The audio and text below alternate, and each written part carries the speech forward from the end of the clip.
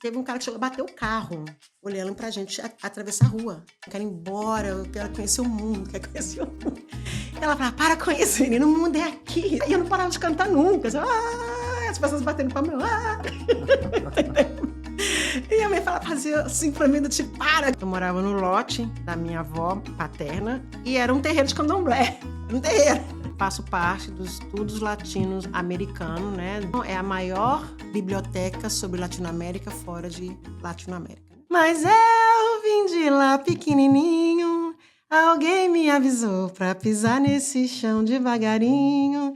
Alguém me avisou pra pisar nesse chão.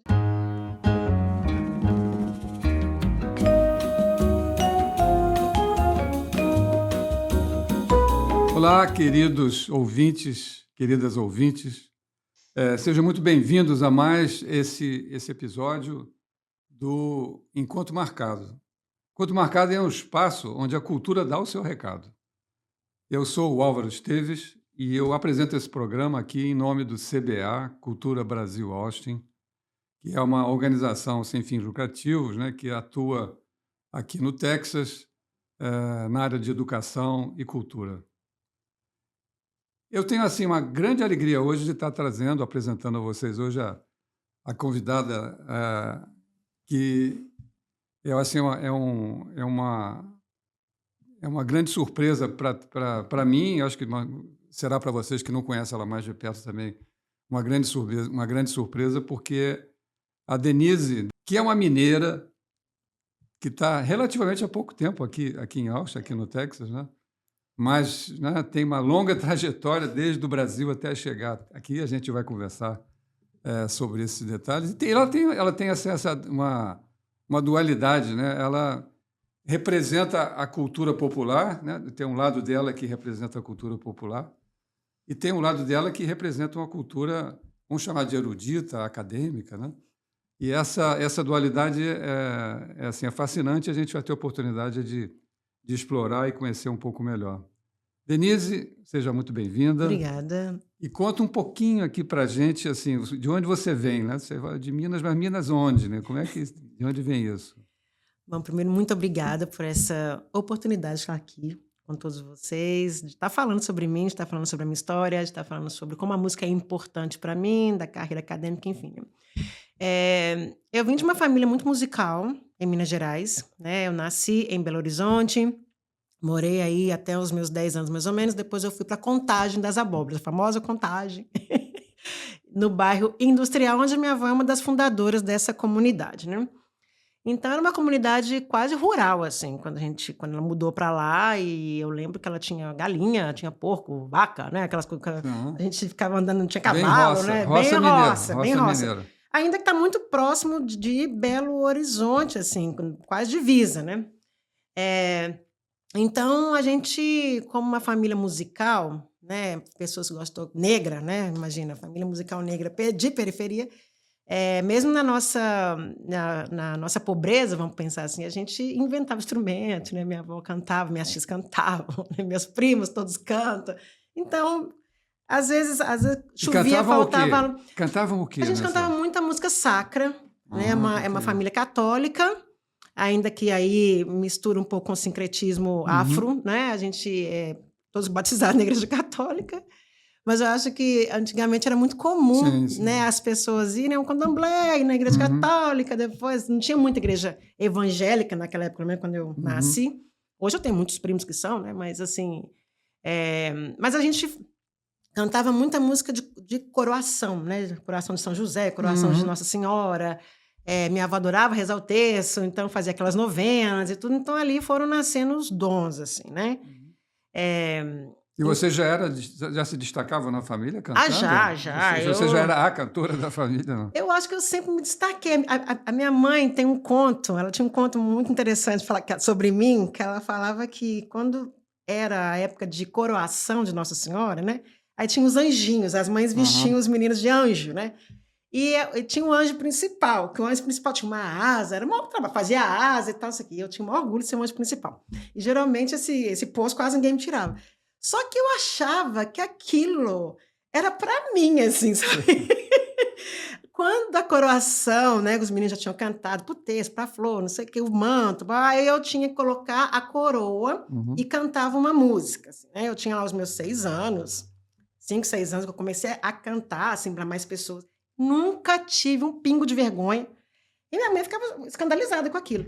Então, diz ela que eu colocava a coroa em Nossa Senhora. Quando faz isso, quem é católico sabe, né? Que participa, os filhos participam de coroação, põe a coroa, as pessoas batem palmas, jogam pétalas de Uhum. rosa, né? Às vezes soltam um foguete e tal. Eu achava que aquilo tudo era para mim. Então, a minha mãe, ela falava que eu fazia umas cenas assim de e eu não parava de cantar nunca. Assim, as pessoas batendo palma, entendeu? E a mãe fazia assim para mim, do tipo, para com isso, né? Eu achava maravilhoso. Então, eu acho que a minha primeira encantamento com o público veio daí, né? Veio dessas performances religiosas, né? Que são muitas na minha casa, né? Uhum. E isso marcou muito a minha vida, marcou a vida dos meus primos. A gente tem muitas imagens, né? Assim, nossas crianças fazendo esse tipo de coisa, né? E Belo Horizonte, você foi logo em seguida? Como é que foi? Belo Horizonte eu fui morar, isso é interessante, que aí vai marcar a minha vida no candomblé, né? Eu fui morar na casa da minha família paterna. Uhum. Então, a minha família paterna, eu morava no lote da minha avó paterna, e era um terreiro de candomblé. Era um terreiro. Funcionava, já Era um terreiro de era candomblé. ali. Então, a minha mãe tinha a nossa casa lá, então a gente morava nesse terreiro. Aí você pensa, minha mãe era extremamente católica, né? E ficava aquela coisa. Tinha ela que participava, Imagino. tinha ela que não participava, tinha ela que me proibia de participar. Enfim, às vezes tinha uns preconceitos meio sem noção da cabeça dela. Tipo, você não vai comer pipoca? Por quê? Porque tá consagrado. Gente, eu comia pipoca até morrer, comia os Uhum. doces todos de São Cosme e Damião, né? Aquela coisa. Mas, enfim. Mas era uma convivência ecumênica Uhum. muito saudável, assim, muito tranquila, né? Para ambas famílias. E eu também, desde berço, eu vi que era necessário esse respeito, né? Cada um no seu quadrado, eu Uhum. ia lá, não tinha como eu não ir, né? Para as festas de terreiro da minha avó. E é uma lembrança muito carinhosa que eu tenho, assim, sabe? Porque daí nasce os meus primeiros batuques de samba, vamos pensar assim, né? O samba de terreiro, quando a gente fala samba de terreiro, é um samba que nasce no candomblé, Sim. né? Que foi resguardado pelas mulheres negras, né? Porque o samba era proibido. Mas aí você também, que idade você tinha Eu nesse período? tinha uns 9 anos, 7 anos, por aí. Quando eu mudei para lá, eu era bebê. Nasci lá, né? Em Belo Horizonte. E aí eu fiquei na casa dessa minha avó até os meus 10 anos, mais ou menos, onde eu mudei para Contagem, Ah, próximo tá. da casa da minha avó materna. Eu meio que Uhum. me desvinculei da minha avó paterna, né? Uhum. Ela falece também e tal. Aí o terreno já não é mais lá, né? Enfim. Você Muito- acredita que nesse período você já tinha uma consciência da negritude e dessa consciência que depois foi exacerbando com o passar do tempo? Olha, Tem a raiz está aí, não? ambas as comunidades eram negras, né? A de Uhum. Belo Horizonte, que imagina, um terreiro de candomblé, só ia É, a maioria imagino. era pessoas negras. Sim, sim. E também não era o Barreiro de Baixo, quem mora em Belo Horizonte sabe, né? O famoso Barreiro de Baixo, Barreiro de Cima, Milionários, enfim. E era uma comunidade ainda que estava começando, né? Não tinha muita coisa. Então, as famílias negras eu hoje, com a minha consciência acadêmica, eu vejo que foram famílias negras que vieram do êxodo rural, né? Aquele processo de vir do Nordeste ou do Sul, de vários Uhum. lugares para cidades para sobreviver, devido a aspectos políticos, depois a Uhum. gente fala sobre isso. Mas essas famílias eram famílias muito pobres e que tinham na música, tinham na cultura negra uma forma de se reconectar com eles mesmos, com as suas histórias, né? De relaxar, né? De esquecer um pouco também das tristezas da vida, né? Das dificuldades. E assim, foi ali no terreiro da casa da minha avó paterna, né, que eu ouvi os primeiros, digamos, percussões, essa percussão pesada, né, de samba. Hoje eu vejo que é de samba, né? Uhum. Atabaque, não sei o quê. Ficava louca, dançava, não queria nem saber de que santo que era, entendeu? Uhum. E aquilo para mim era maravilhoso, as palmas, né, os Uhum. cantos, que, enfim, Palma na mão? palma na mão, o famoso na palma da mão já começou aí. E na família da casa da minha avó materna também tinha isso, né? Porque tinha gente que participava das duas religiões, mas já era mais a questão do coral. Não era muito a questão da pessoa, também era, mas aí era aquela coisa de latinha de garrafinha de vidro que enchia de arroz, sabe? Tapava, sei. porque não tinha essa garrafinha de plástico, igual, não. Era aquelas garrafinhas de guaraná, de cerveja, aquelas coisas, enchia de arroz, de pedrinha, qualquer coisa assim, Já fazia o e som. fazia a nossa percussão. Era o prato, com, sabe, com O prato é algum tipo talher. É com famoso faca, isso, né? né? A caixinha de Casca de fósforo. Hoje fósforo. tem gente que nem sabe que é caixinha de fósforo, tô falando aqui. Mas, assim, essas eram as percussões que eu tinha contato, né? E esse era o ambiente que eu nasci, assim, né? Então, daí vem o meu berço musical, assim, eu vejo dessa forma. Mas, aos 16 anos, eu entro para o convento. É importante dizer, todo mundo sabe, eu conto essa história, quem é meu amigo sabe. Eu entro para o convento aos 16 anos e fico 3 anos nesse convento, né? E você queria ser freira? Eu estava pensando mesmo, fiz muitos anos de encontro vocacional, e aí eu estava entre Carmelitas Descalços, Irmãs Sacramentinas de Bérgamo, enfim, eu tinha irmãos maristas, que depois eu vinha a trabalhar com eles muitos anos, na área da educação, né? E aí no convento eu me deparo com uma Ela outra... enclausurada no convento? Como é que era? Eu podia ir para minha casa aos finais de semana, né? Ok. Então eu ficava no convento durante a semana, eu estudava, fazia as minhas atividades religiosas, né? E tinha o coral. E tinha o coral. E aí eu já entrei direto nesse coral e tal, mas no coral eu me deparei com a técnica vocal, com a partitura, uma coisa mais assim, né? Você aprendeu música ali? A ler Aprendi música um muitas pouquinho? coisas Teoria ali, musical, né? aquela coisa? Latim, músicas em alemão, imagina, nem mal sabia falar em português, estava eu lá para aprender latim. E que depois foi muito bom para mim no curso de letras, que eu entrei em 2004, tinha latim, então eu já sabia um monte de coisa. Alemão, né? Porque aí tinha Ave Maria de Gounod, Ave Maria de Schubert, tudo no alemão, né? Então, eu fui aprendendo, e era música clássica, né? Era músicas clássicas. Quando a gente fazia algum encontro vocacional com os homens, aí vinham os cantos gregorianos, era coisa mais... Eu ficava fascinada, né? E ali eu fui conhecendo um lado mais erudito da vida, né? E foi a primeira vez também que eu escutei outros idiomas, né? Aquele mundinho de pessoas que não saem muito do seu espaço, né? E tem uma sonoridade diferente. Tem uma também, né? sonoridade. Então, para mim, ali para mim é um marco. Eu falo que o convento para mim foi um marco na minha vida, porque eu falei, gente, existe vida fora do bairro industrial, né? Fora de Contagem das Abóboras, que eu vou querer conhecer. Eu quero falar esses idiomas, eu quero ver onde é que está esse país que fala esse idioma. Mas isso foi o que fez você sair? Esse Dali desejo nasceu, de conhecer o mundo? dali nasceu o meu... Que até então eu nunca Sair do convento, pensava. né? Eu nunca pensava em sair para conhecer o mundo, em conhecer outras culturas. Para mim estava lindo ali, estava maravilhoso, estava ótimo. Sabe aquela pessoa que nem sonha com isso, porque não vê... Nunca vi alguém de outro país que falava outro idioma. Ali me deparava com as freiras italianas, as alemãs, né? Então, assim, gente, que isso? Aí vinham outros padres franceses, né? Que os irmãos Marista, eles são franceses, né? Vêm de uma linha francesa. Falando francês, eu falava, é isso que eu quero. Dali, para mim... Aí eu já comecei a falar com a minha mãe, eu não vou ficar aqui. Eu sinto que eu não vou... eu quero ir embora, eu quero conhecer o mundo, quero conhecer o mundo.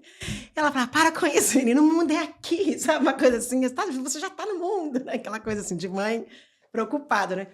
Mas aí a minha vida muda e eu passo a focar os meus estudos, a minha cabeça muda de um jeito que eu passo a focar. Eu passo a estudar as línguas que eram para estudar. Você foi para letras um pouco em função disso, porque eu me interessei tanto por idiomas. Então, em letras, a gente tinha espanhol e inglês, eu peguei as duas línguas para estudar. Aprendi mais um pouquinho de espanhol do que de inglês. Você estudava lá em Belo Horizonte, né? Lá em Belo Horizonte, na PUC. Na PUC. Na PUC, Minas Gerais, né? Então, a turma aí de 2004, 2008, lembrar de mim. Olá, galera. Olá, galera. Mas, assim, daí me apaixonei, né? Pela questão cultural, né? Musical, não somente do samba. Eu vi que existia também outras formas de fazer música, né? Mas na faculdade você também já estava cantando um pouquinho? A faculdade, descobriram que eu cantava, porque eu fazia o curso de letras, né?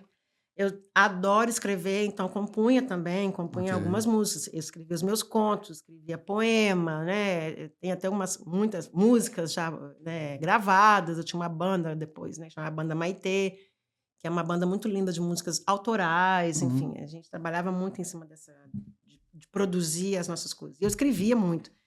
E na PUC descobriram, né? que eu não ia ser só professora, né? Que eu ia ser aquela professora lúdica, né? Que põe Uhum. a música. E eu, até hoje, até aqui nos Estados Unidos, dou aula, né, como TA aqui nos Estados Unidos, para a Universidade de Buenos Aires também eu dou aula, né? Para a Faculdade de Direito. Oi, alunos. E olá, queridos. Mas eu sempre meto música, porque eu acho que a música ela é educadora. A música educa. Uhum. E você usando a música para qualquer tema, você vai ter uma música que vai te ajudar a explicar aquele tema.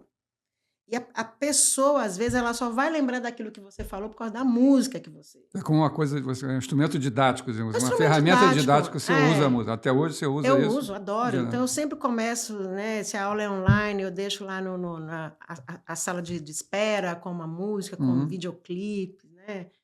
E assim, isso meio que te dá uma E você conexão faz muito performance? interessante. Você canta na aula? Às vezes eu Ah, canto você na canta? aula, às vezes eu recito Sim. poemas, né, Ok. com a minha turminha de português do Departamento de Português e Espanhol, né, eu trabalhei 2 anos no Flagship, né. Um beijo, Orlando, querido, meu chefe, a Lindsay. Eles me davam carta branca, assim, né. Então, além de trabalhar com a música, e aí eu mostrava vários ritmos brasileiros para os meus alunos, né, a gente ia trabalhando as palavras, né, daquilo ali. Deixa eu dar um passo atrás aqui, só.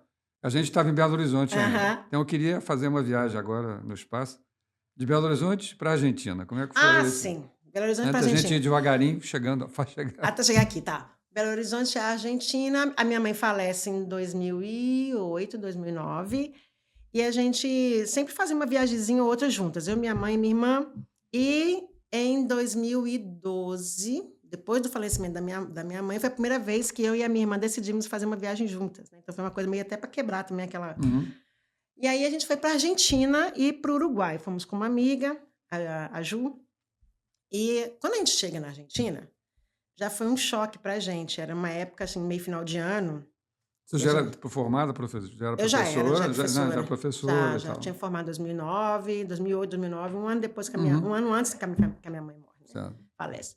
Aí a gente vai pra Argentina, chegamos na Argentina, foi um choque pra gente, porque as pessoas, em 2012, final de 2012 início de 2013, eu me choquei, porque além de ter, visivelmente falando, poucas pessoas negras como eu sou uma mulher, para quem não enxerga, Uhum. né?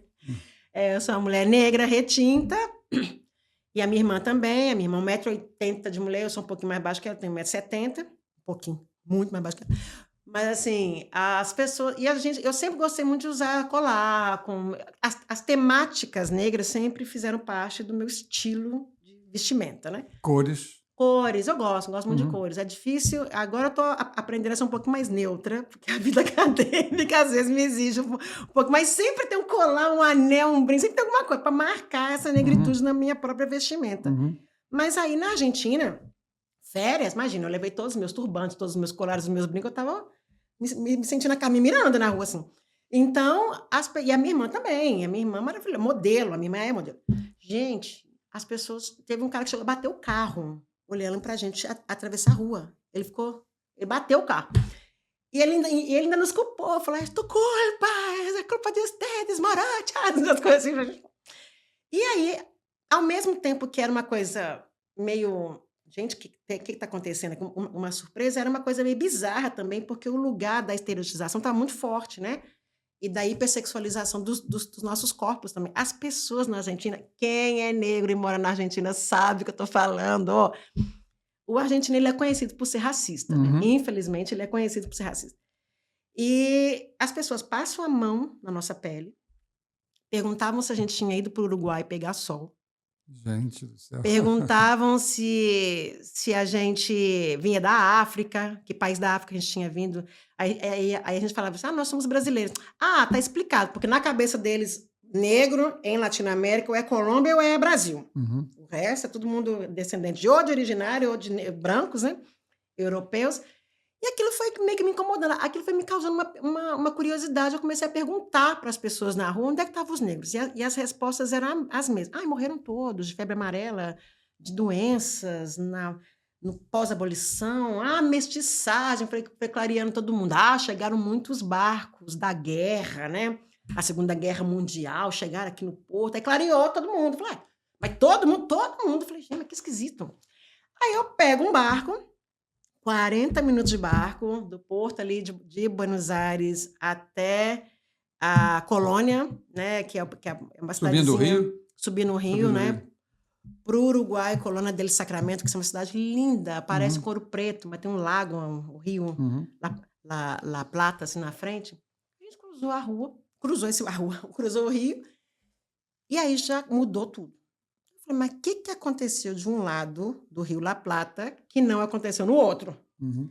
Porque, visivelmente, o Uruguai tem uma cultura negra muito forte, né? Tem o candombe, que é um estilo de música e de dança. Eles fazem o carnaval, que é, né, com comparsas de candombe. Tem as passistas deles, né?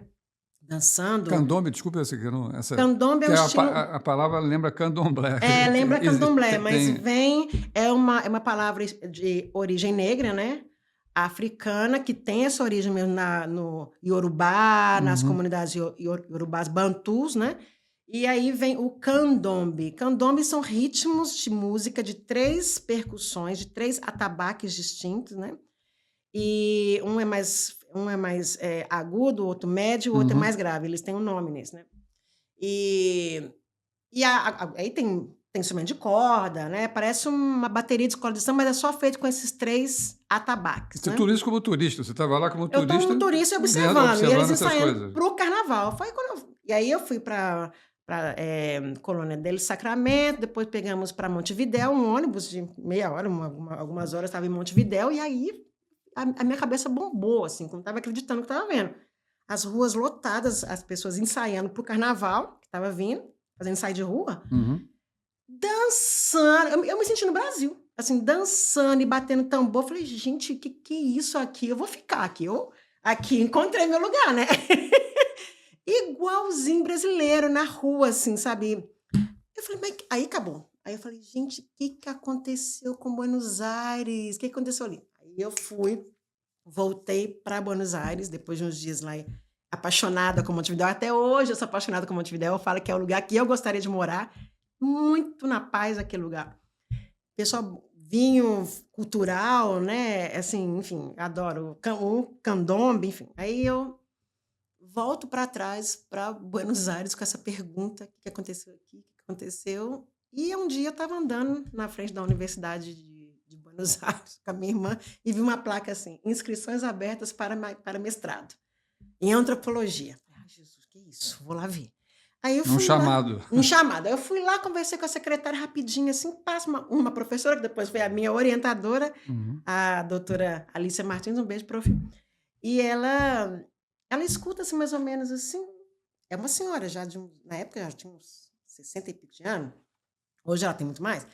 E ela escutou, assim, o que eu estava falando é que eu queria fazer a inscrição, mas o meu mestrado, eu queria pensar um pouco sobre as comunidades negras aqui, entender o que aconteceu aqui, fazer uma comparação com o Brasil, não sei.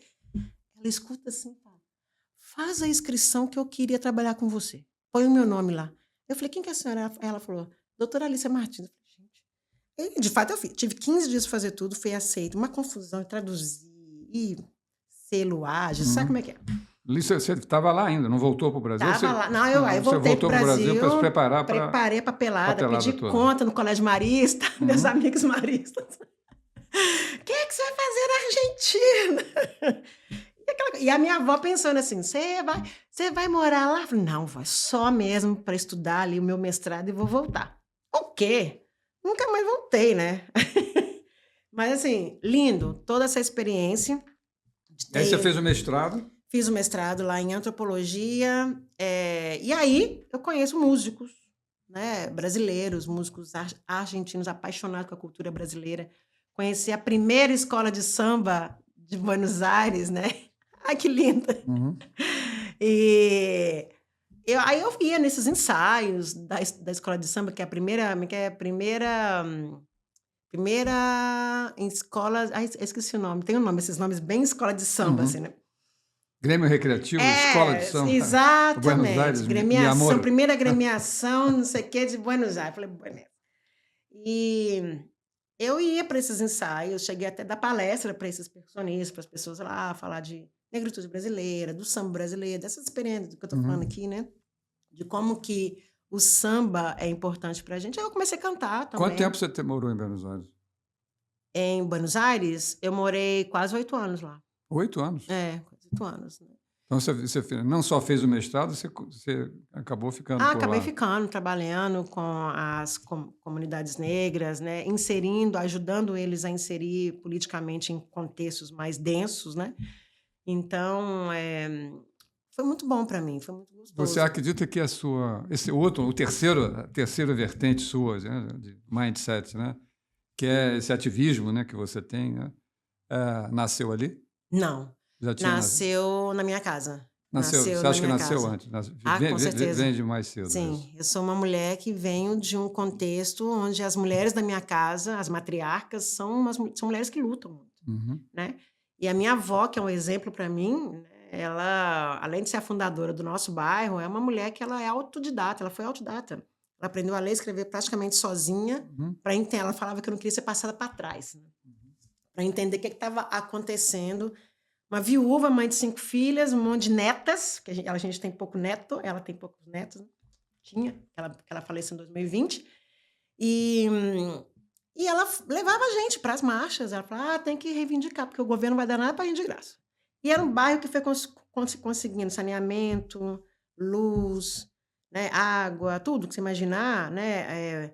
A primeira escola, a primeira linha de ônibus, e ela tudo na frente. Assim, Então isso tudo, de alguma forma, estava presente no teu na dissertação tava, de mestrado. Você já trouxe que a tava, temática tava, já era tava. Essa questão de na tua dissertação já tinha um entender. ativismo Já, embutido, né? já tinha esse que vem até mesmo antes da minha avó, que é uma coisa que eu falo na minha tese de doutorado, né, porque hoje eu entendo que essa maneira da minha avó fazer a sua luta e de estar no mundo, né, como uma mulher negra nascida no pós-abolição brasileiro, né, que foi escravizada, estava contando aqui para o Alvo, Uhum, né, ela foi escravizada, perdeu todos os irmãos, né, naquela época era o famoso colonialismo, né, uhum. que se batizava as crianças e falava: "Ah, vai morar com a sua madrinha, com o seu madrinho". Esse apadrinhamento, na verdade, é uma continuação da escravidão, né.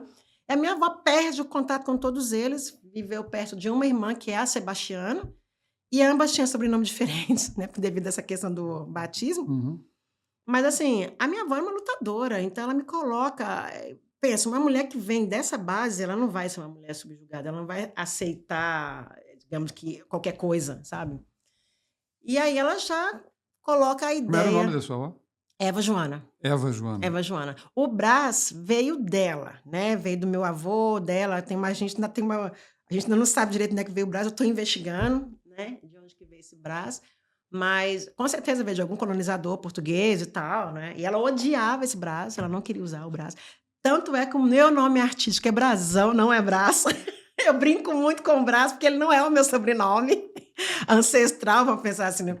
Aqui nos Estados Unidos eu fiz um exame de DNA e veio que a minha família é de Camarões, né, e veio bastante por cento Camarões, bastante por cento,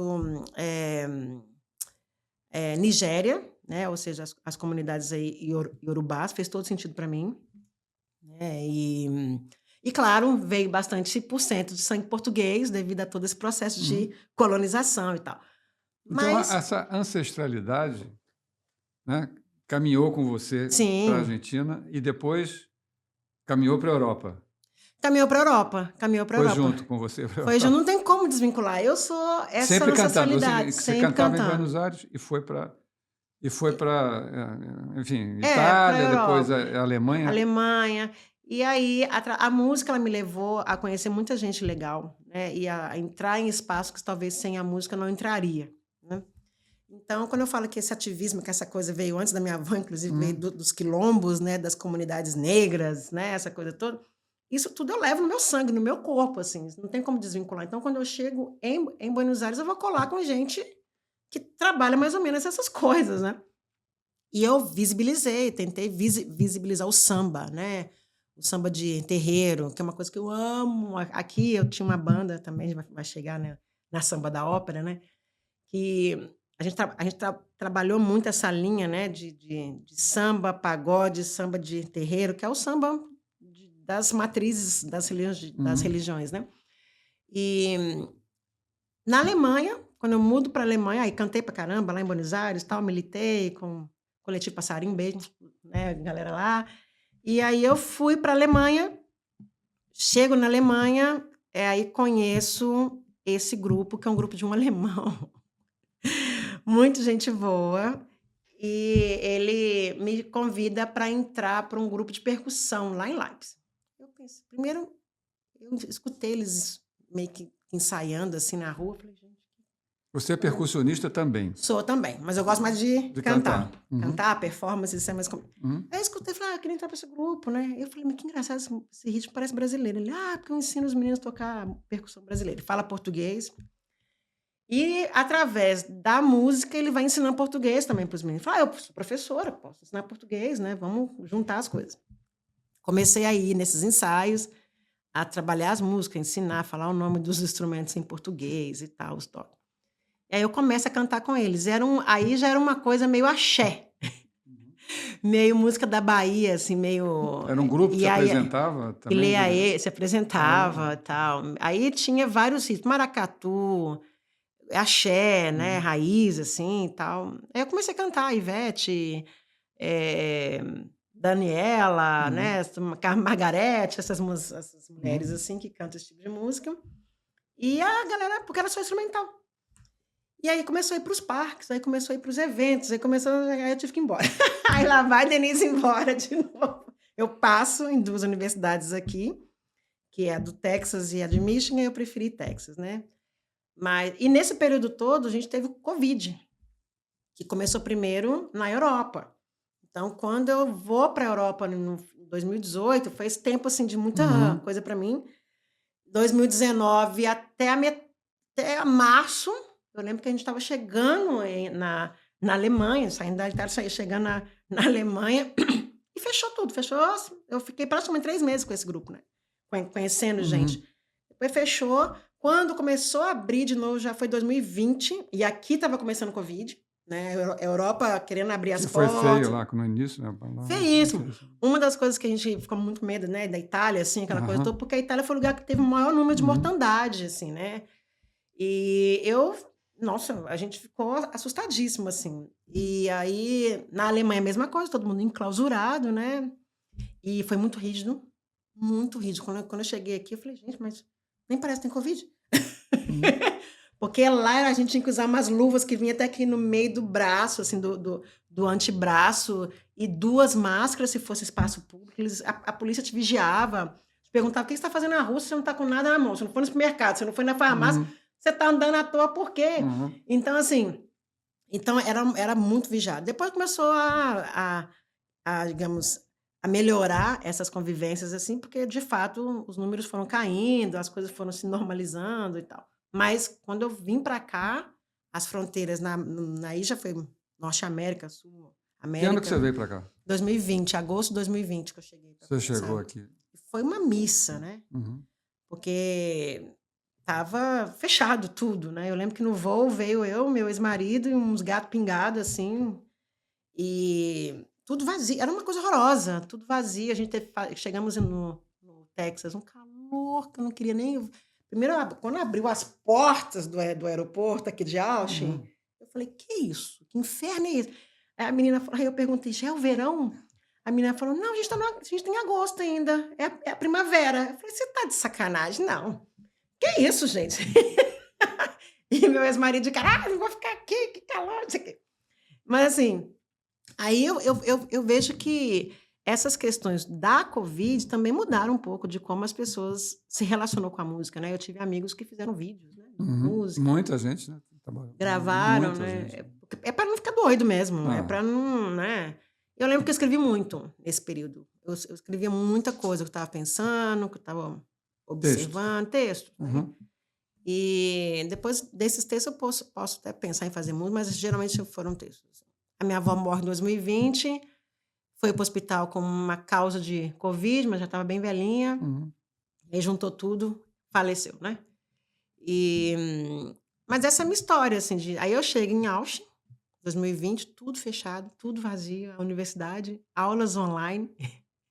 as pessoas usando máscara, né, início de 2021, eu me sentia na aula do Charlie Brown. Você lembra daquele desenho de Charlie Brown que tinha Sim, aquela sim. professora que falava blá, blá, blá, blá, blá, blá, blá, blá, blá, porque eu usava máscara, eu estava usando máscara, os meus amigos todos usando máscara, eu olhava assim e falei, gente, mas que idioma é esse?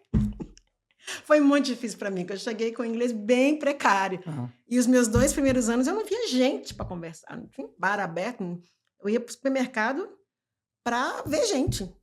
A cantora ficou meio Aí a cantora você foi fazer estava no outras chuveiro só coisas. nessa Aí a época. cantora foi ver filme, trabalhar trilha sonora de filme. Eu fui estudar, né? Cheguei aqui para estudar, Uhum. então estava com a minha cabeça ainda em inglês e primeiro ano, primeiro semestre do meu doutorado foi muito difícil, né? Que aí bateu falecimento da minha avó, a minha separação, né? Então veio muito, e aqui, Covid, e aquela coisa toda.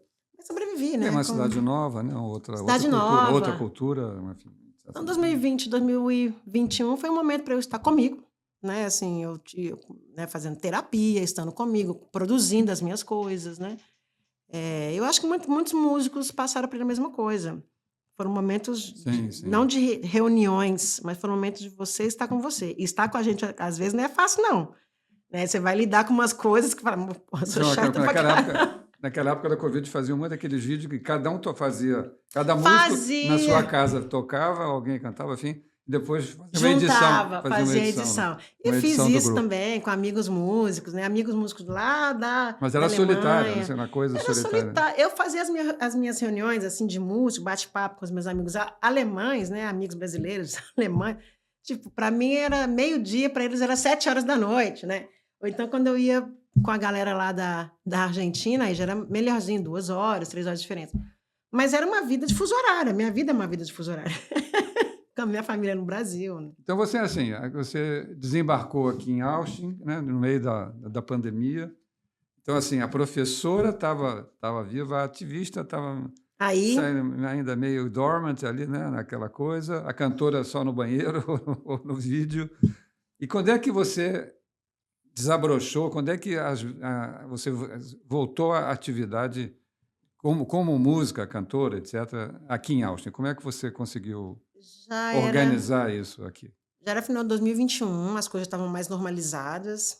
Eu estava já no flagship, lá no departamento de português e espanhol, foi um dos primeiros, departamentos que abriu as portas já no segundo semestre de 2021, ainda estava aquela coisa, aula online, aula presencial, eu fazia muita aula online e presencial, tinha muita Deixa eu fazer aqui uma, porque eu acho que a gente aqui na entrevista não falou uma coisa importante. hum.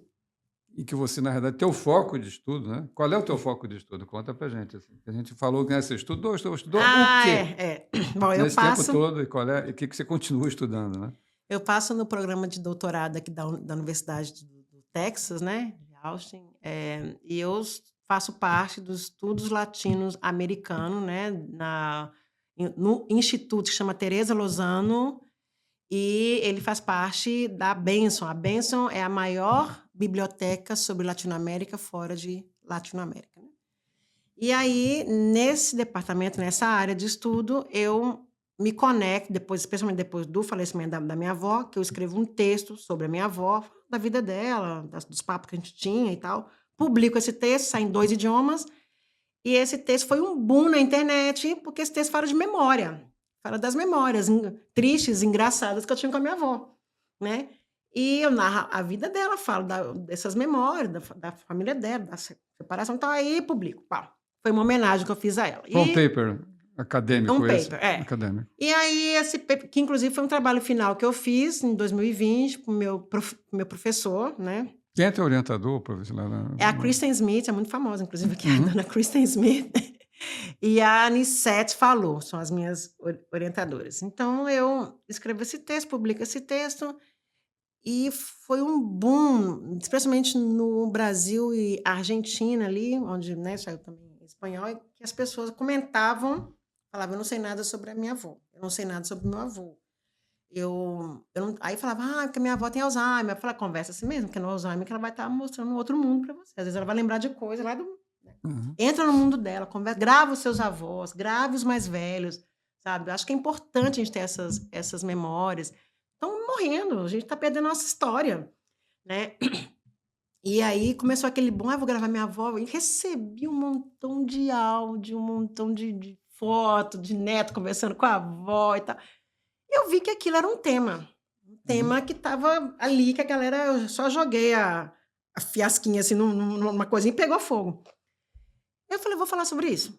Vou falar sobre isso na minha tese de doutorado". Então na minha tese a minha tese de doutorado, na verdade, é uma grande homenagem à minha avó, eu quero que a minha avó seja o tema que me vá, digamos, levar a ser doutora, né, ela que me vai consagrar nesse título, e eu falo dessas memórias dela, dentro de um período histórico que é o século XX, que eu considero como o século do pós-abolição para as comunidades negras, Que não você é o chama de século da memórias ancestrais. é, memórias ancestrais negras, né, então eu vou trabalhando todo um campo epistemológico, metodológico, né, de como entrar nesse campo da memória, de como lidar com as pessoas mais velhas, respeitar o tempo, o espaço delas, né, ter paciência com elas, né. Então eu vou dando todas as dicas para quem quer trabalhar com o avô, com a avó, com a bisavó, né. É só um comentário com você, contar aqui uma experiência minha. Há Uhum. muitos anos atrás, assim, muito, né, sei lá, 20 e tantos anos atrás, sei lá, muito tempo atrás, eu tive o privilégio de encontrar o Paulo Freire, né, num jantar Ah. na casa de um amigo. Nessa época eu morava em Milão, na Uhum. Itália. Então,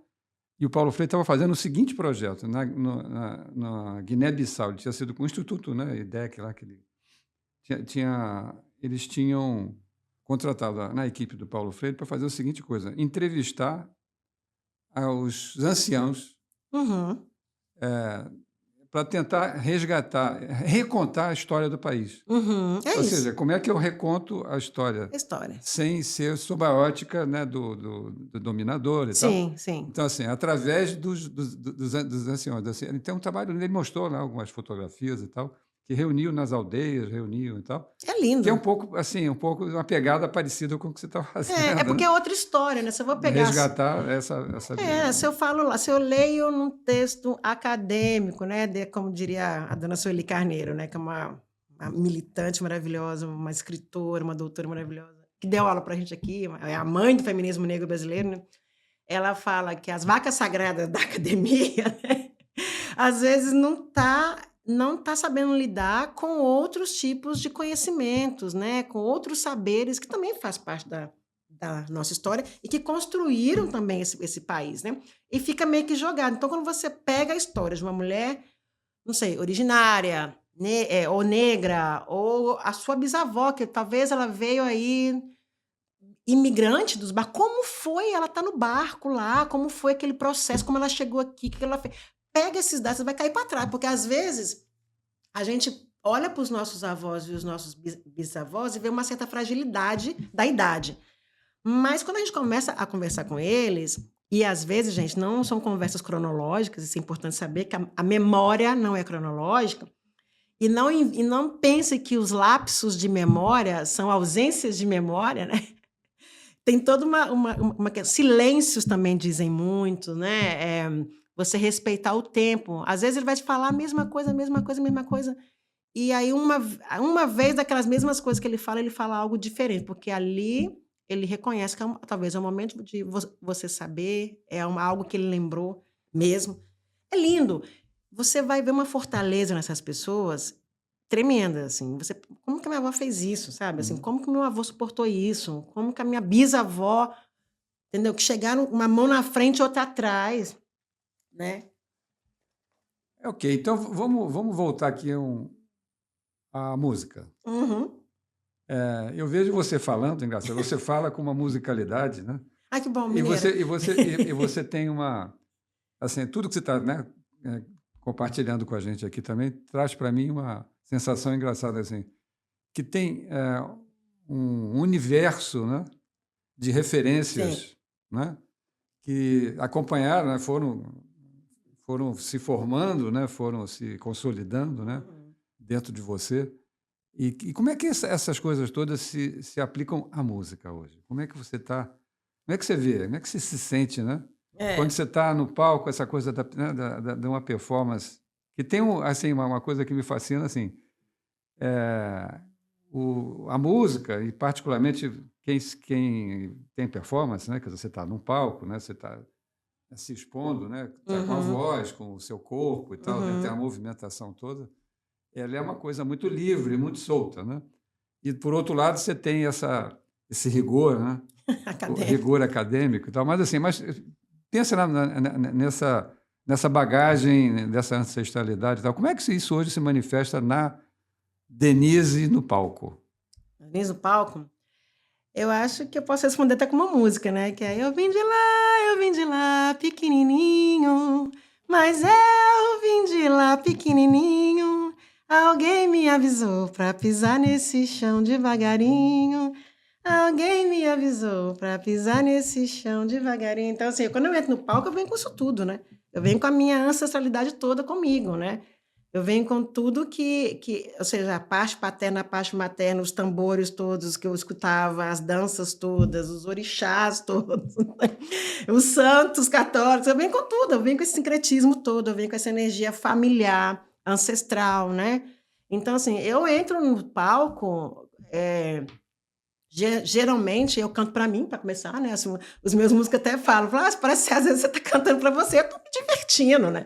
Eu estou cantando para mim, porque eu adoro cantar e canto para além daquelas pessoas que estão ali, né? Então, acho que isso é muito contagiante. Eu sinto que eu tenho um feedback muito grande com as pessoas.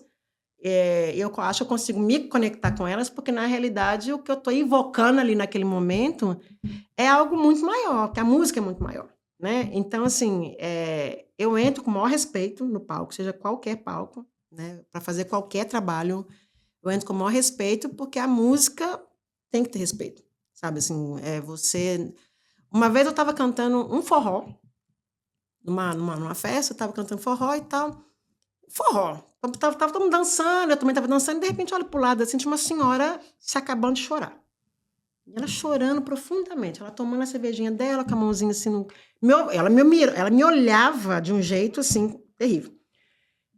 E eu vi na cara dela que não era tristeza, nada, era um saudosismo. Aquela música trazia para ela alguma coisa que eu desconhecia naquele momento, mas aquela música falou algo para ela, diz algo da vida dela que eu não sei, Uhum. e que eu tô cantando aquilo para ela, né? Eu tô cantando. Então, olha só, tem gente dançando lá, se acabando com um forró lindo lá, né? De Gonzaguinha, e ela chorando. Quando acaba o show e tal, aí eu nem fui lá falar com ela, ela veio para mim e me contou uma história. Nossa, você cantou essa música. Eu vim de tal cidade, lá do Nordeste, e a gente cantava essa música, eu dançava com meu pai. Olha para você ver. Então você pensa, gente, pode ser pode ser um forró, pode ser um samba, pode ser um axé. Você tem a responsabilidade de fazer o seu melhor, porque você não sabe, nós músicos, né, como que aquilo chega no outro. E a nossa função é fazer que essa mensagem chegue da melhor maneira possível. Que o outro se sinta bem, que o outro chore, que o outro ria, que o outro relaxe, que tenha lindas memórias ou não, né? Eu, no samba, na Fazendinha de 2022, eu estava cantando com a Samba da Obra, que foi a minha primeira banda aqui, e uma mulher, aí a gente cantava muito samba de terreiro, né? Que é o samba que faz a louvação aos orixás e tal. Aí uma das músicas é a música de Oxóssi, que eu acho linda essa música, maravilhosa, tem um toque lindo, enfim. De repente entra uma senhora, assim, uma jovem senhora, com umas pessoas e começa a dançar na minha frente assim, no palco, assim, ó. Dançar e aquela coisa. Eu achei aquilo lindo. Falei assim, gente, quando termina, ela chega para mim e fala: Olha, eu sou a mãe de santo do terreiro de Umbanda aqui de Auschwitz. Eu queria te Ué, convidar essa eu para não ir, sabia. tá? É a Novidade Thaís, para um mim. beijo, Thaís. Ah. E estava com seus fiéis lá e tal. Coisa linda. E ela deu aquela aula, né? E aí você vê a pessoa emocionada, sabe? Fala, nossa, eu nunca fui num show de samba aqui em Austin e cantou música de terreiro.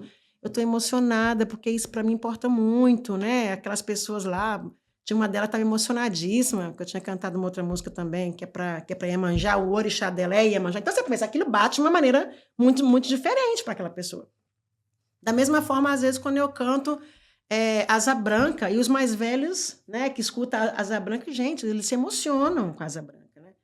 Eu estava no Torres B, há uns dias atrás, cantando, e é bem mais tranquilo, Torres B, você canta sentado, né, você não tem muito contato, a galera vai lá para comer, Ah. para dar uma relaxada, fazem festas lá e tal. Que, inclusive, hoje é a festa junina, né? Do Torresby, dia 12. E aí tinha uma senhora com um senhorzinho, assim, já bem velhinho, 2 avós, assim. E a gente teve um período, nosso show que era forró. Músicas, assim, né? De festa junina, vamos pensar. Eles viraram as 2 cadeirinhas, assim, ó. E dançando ali na cadeirinha, bem velhinhos, dançando assim e tal. Aí ela meio que levantou, escorou me dançou um pouquinho, sentou. Depois, quando o show acabou, aí ela veio e falou comigo assim: olha, tinha muito tempo que eu não sentia tanto prazer em sair, em estar fora da minha casa. Porque aqui é inglês, eu não falo inglês, e é muito difícil para mim, eu não consigo andar bem, né? Preciso dessa coisa e tal. E ela foi a primeira vez que eu gostei muito de estar num lugar. Olha que interessante. Ela relaxava, nossa, eu tô me sentindo tão bem, vou embora tão feliz. Eu falei, gente, é isso. É isso, né? Então, se o músico que sai da sua casa e não tem esse contato com o palco, com o que ele está fazendo ali, que é um chamado. Música é um dom, gente. Quem tem musicalidade sabe disso. Não é qualquer pessoa que canta bem, não é qualquer pessoa que toca bem. Você pode até tocar. Mas existe uma coisa das pessoas que, de fato, têm esse dom, que tem esse poder de atravessar o outro. E quando você atravessa o outro, é lindo. Agora, você falou da... Você está com outra banda agora. Um grupo de amigos, Você mantém... É homenagem à sua avó o nome? É Samba da Eva, é homenagem à minha avó, chama Terreiro de Eva, né? Terreiro de Eva, justamente. É homenagem à sua avó? É homenagem à minha avó e ao samba no terreiro da minha casa, da minha avó, né? Quando me perguntaram, eu falei, eu não queria trabalhar meu nome, né? Mas eu pensei na minha avó, falei, mano, botou no Terreiro de Eva em homenagem aos sambas que tinha no terreiro da casa da minha avó. É um grupo de amigos, né? A gente tem o Sander, o Isma, o Sidney, nossa, é um monte de gente, né? O Coutinho, né? Um monte de gente. E hoje a gente faz tipo esses rodízios entre os amigos, porque eles trabalham com música, eu não, né? Eles viajam para tudo que é lado, aquela coisa, eu esporadicamente vou lá e canto. Mas com a banda Samba da Ópera já era um grupo mais fechado, porque estava todo mundo meio que na mesma vibe ali. Eles não trabalhavam com música. O Alan é um cientista de biologia que trabalhava com as abelhinhas, né? Isso, Percussionista.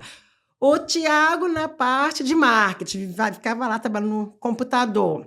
O Jesse era mais do âmbito religioso, né? Ele faz parte de uma outra religião e tal. Então, trabalhava, né? Na igreja, tocava violão lá, aquela coisa. O Bruno, que é o percussionista de Alce, é o Bruno. Percussionista oficial. O percussionista oficial de Alce é o Bruno.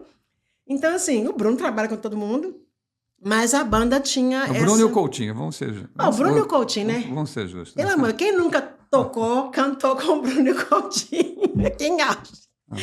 Ai, meninos, um beijo, viu? Não tô falando mal de vocês não, hein? Tô elogiando. Mas, assim, eu acho que eles...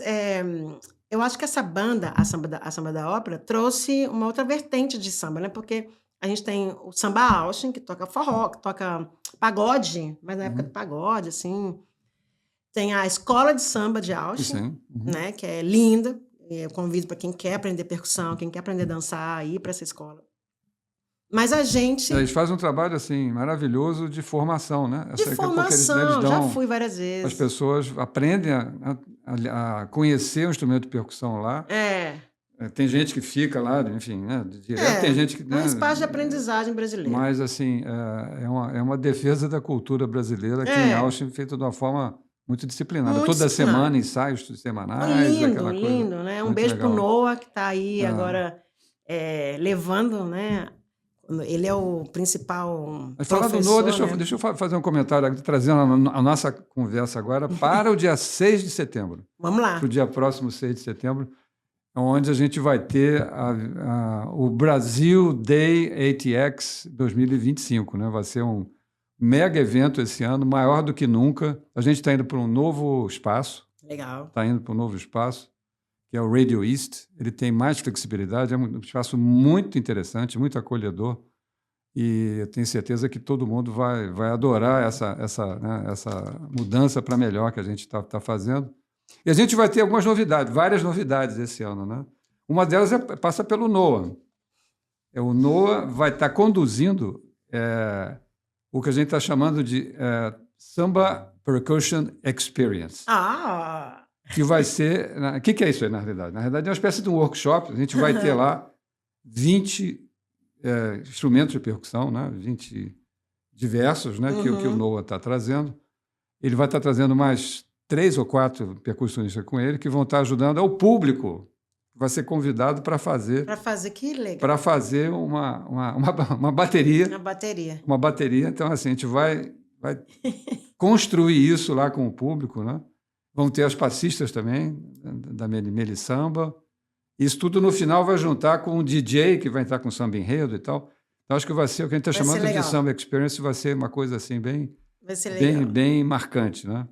O Noah é um cara que eu gosto muito. O Noah, para quem não sabe, é o atual diretor de bateria da Austin Samba, né? Da escola de samba. E a gente fala um pouquinho agora, então, da tua apresentação. Eu queria conversar um pouquinho sobre o que você está pensando, como é que vai ser.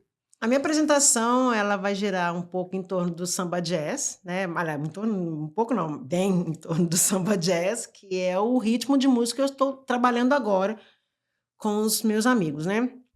Que é uma coisa, eu não vou dizer elitizada, né? Porque vem de raízes muito de base, né? Mas traz aí essa questão do jazz, né? Que é uma mistura onde a musicalidade brasileira dá aquele tempero no jazz, né? Dá um exemplo pra gente, você está falando de samba jazz, muita gente pode não conhecer. Você fala, samba jazz, o que é isso? O samba jazz, por exemplo, cantado, assim, né? Quem trabalhou muito samba jazz foi Elis Regina, ela tem uma gravação antiguíssima que chama MPB musical, né? Tem preto e branco, quem quiser buscar aí no YouTube. E tem essa pegada que tem muito piano, tem muito baixo, né? Tem essas levadas do jazz, né? Mas, ao mesmo tempo, a sonoridade tem aquela bateria que vai mais para um samba, né? Tem uma percussão que é totalmente do samba, né? Aquele violão que não é mais o clássico, né? De uma bossa nova, de um samba, por exemplo, mas já cai para uma guitarra, né? Então, não é tão o samba, porque o samba é mais cavaquinha, mais aquela coisa assim, né? Mais rápida, blá, blá. E não tem, por exemplo, um piano no samba. Não tem como, né? Colocar um piano. Mas o samba jazz já te abre possibilidades até para instrumentos clássicos também, né? Você pode jogar muitos instrumentos clássicos. A Maria Rita, a filha, seguiu aí a linha da mãe, né? Tem muitas músicas na área do samba jazz que mistura esses instrumentos do jazz com alguns instrumentos do samba e tem essa mistura. Maria Rita canta muito Arlindo, né? Canta muito Arlindo. O Arlindo, gente, por incrível que pareça, o Arlindo é um cara do samba, de base, que faz muito pagode, tem muito pagode bom, ele com o Zeca Pagodinho. Aqueles dois ali brilhavam, fantástico, né? Mas o Arlindo é um cara formado em música. Era, né? O Arlindo que não morreu, né? E ele não está mais podendo compor devido ao estado dele, que ele está nesse momento de doença, né? Mas, assim, ele é um cara que estudou música como outros músicos, o Jorge Aragão, né? Esse que veio agora, teve agora há pouco tempo, esqueci o nome dele. Mas esses caras, eles têm uma pegada no jazz de produção muito interessante, porque caras que lê pastura, você vai... O Jorge Aragão, já tive a oportunidade de ver ele de perto, ele lia pastura, né? Coisa que muito pagodeiro não consegue fazer, mas o cara Então, para jogar isso para um jazz é muito fácil, porque tem uma estrutura, né, já escrita, para um cara que talvez nunca tocou um pagode na vida, mas se der ali aquela pastura para ele vai se adequar e vai tocar o jazz, né? E eu acho isso maravilhoso, maravilhoso, maravilhoso. Eu acho que o Arlindo Cruz é um dos maiores compositores que sai do pagode, ele transita. O Arlindo Cruz é uma coisa impressionante. As letras do Arlindo Cruz é de tirar o chapéu. Ele tem uma produção assim inacreditável, a quantidade de inacreditável. E ele transita, né? Ele fazia samba enredo, né? Faz pagode, e ao mesmo tempo ele cai para esse clássicozão, né? Assim, chique, ele meio assim, né? Mas que a Maria Rita absorveu bem. Que a Maria Rita, por isso que esses cantores mais, digamos que não são cantores de samba, pagode, né? De base ali, se adequaram, porque tem essa pegada, né? Mas Então, assim, a gente pode esperar um samba jazz. Eu um vou estar samba jazz e trabalhando um samba samba... jazz. esperar um show novo, né? Um show novo as que novidades que você está trazendo. que com a banda Samba da Ópera eu tava cantando mais essa questão do samba de terreiro, muita percussão, tinha 2 percussionistas, né? Bateria. Ela não tinha bateria, dessa vez tem a bateria, você vê, já teve essa mudança, né? Não tinha baixista, agora tem o baixista. Não tinha cavaquinho, né? Aliás, tinha cavaquinho, agora não tem cavaquinho. Então, essa é a mudança, né? Talvez vai ter um cara que toque piano, mas a estrutura é bateria, guitarra, baixo. Esses são os 3. É o trio de um jazz, por exemplo, né? Isso. E a voz. E a gente tá querendo chamar alguém para tocar piano e tal, para dar mais aquela pegada de jazz ainda.